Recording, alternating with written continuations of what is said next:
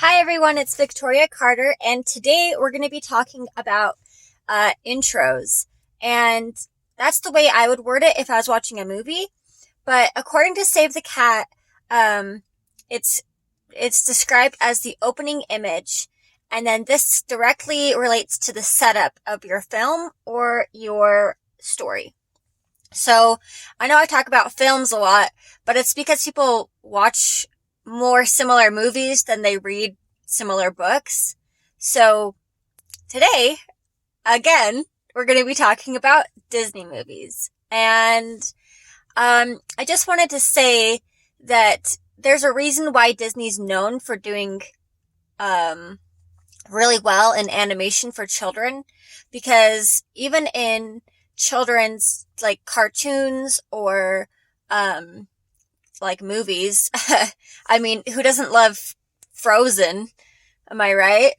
They do a really, really good job at introducing character, introducing the setup, and that's really what I want to be talking about today. So here we go. So first, let's talk about what we need in our opening image slash opening scene and our setup. So this isn't cut and dry. Obviously this is done differently in different books, and I'm going to be talking about movie examples, so you're going to have to adapt this to a book. But for example, in Harry Potter, Harry is not really introduced as a character with wants and needs and struggles in his life because he's a baby when he's first introduced. So we don't really know a lot about him other than he's the boy who lived, which is the name of the first chapter of Harry Potter. But we do learn a lot about what his setup life will be with the Dursleys, and we do learn that he's from this other world, essentially, and that this dark, evil character, Voldemort, has been killed. But besides that, we don't really know a lot about anything. And I feel like that this really works in J.K. Rowling's favor, because even though we don't get like Harry's want and need and flaw, we don't get any of that. We don't get any character development with Harry. We do get a lot of like, okay, as the reader, I can see kind of where this is going, and I am following what you're putting down. So, although, according to like what I've learned about Save the Cat and opening scene and the setup, you want to start with your protagonist, usually. Harry Potter doesn't do that. So I brought that up to prove to you guys that this is not a cut and dry, you have to, or else your book's gonna fail. This is something that you can consider, and you can consider why it works, and maybe try it out and see how you like it. So now we're going to move to a few Disney movies that I really, really like. So we're going to be talking about the opening scene of all of these movies. So, for example, the opening scene of Little Mermaid, it starts off, and Disney uses its setup and opening scene in its opening song, usually. It sets up the world through that song. So in Little Mermaid, it's the Fathoms Below, I think is the name of the song. And it's Eric, and he's on the high seas, and he's like, wow, this is so amazing. And then you're like, oh, like, it might not be amazing, because there's merfolk, and they might not like that you like that. I don't know. And then, the fish falls in the water, and you see that there is, in fact, merfolk, and it's two separate worlds, and they don't really connect with each other.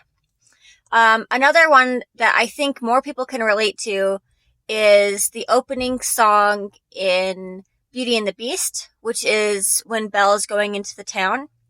And this is another one where Belle is not introduced at the beginning of the story. Although that's considered the opening song of the story, we get the Beast's backstory, like, who's this guy? How come he's a beast? what's happening here? And then we jump into Belle. And I really always thought it was really interesting because I watched the live action version with Emma Watson, who actually is in Harry Potter.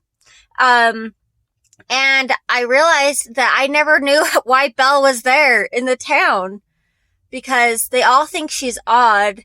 And she mentions a couple times that she didn't grow up there, like she just lives there. And I never realized that it never told us her backstory. But in the live action version, it does. And I think that's important because if we look at where we start off when we meet Belle, we don't meet her like leaving, according to the live action version, we don't meet her leaving Paris. We don't meet her losing her mom. We don't meet her doing all this other stuff because it's really not relevant to the plot.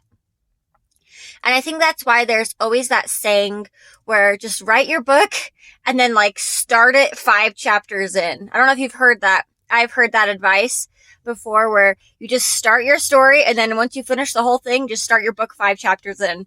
And I think that's why, because if you look at Beauty and the Beast, her story doesn't even start like on screen until she's like established in that town and people know who she is. And yeah. So the other thing about that opening scene is you get Belle's want. She talks about like, how she wants more out of life and she reads books and she's kind of odd. I don't know if you'd consider that a flaw, but it's definitely a character trait.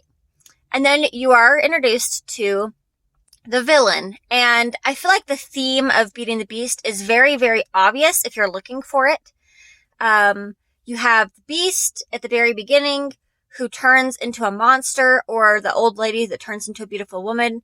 And it's kind of a mix between like, don't judge a book by its cover, and like beauty isn't everything. And it's really interesting because even Gaston judges Belle by her cover because she's very beautiful, but she's not what some might call high maintenance. She likes to read. She's very independent. And the other women in the village who are also beautiful are not like Belle.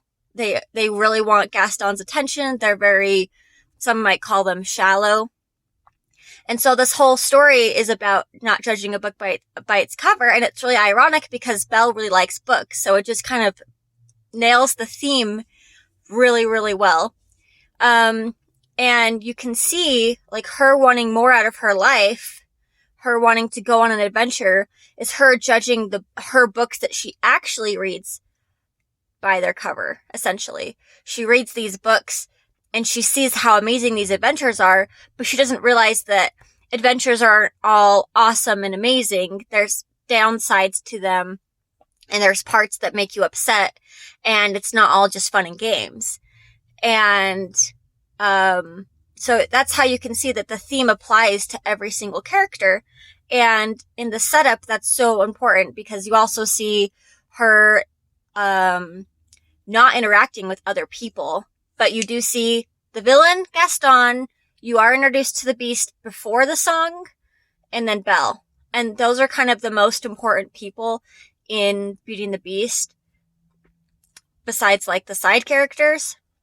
But they all protrude some form of the theme, which is like, don't judge a book by your cover.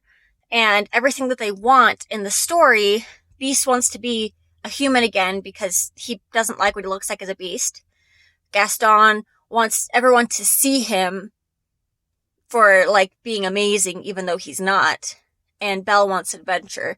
And those are all big parts of the theme. And that's how you can kind of tie in the opening image, the setup, and the theme stated. They're all kind of meshed together in the same part.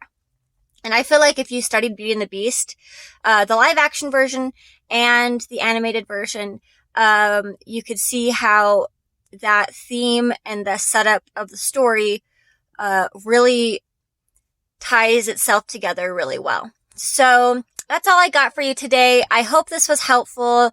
I hope that you can look at Disney movies now and see the cool setup and theme that they have and why they're so successful. And I hope you can be successful too. Remember, every victory is a victory.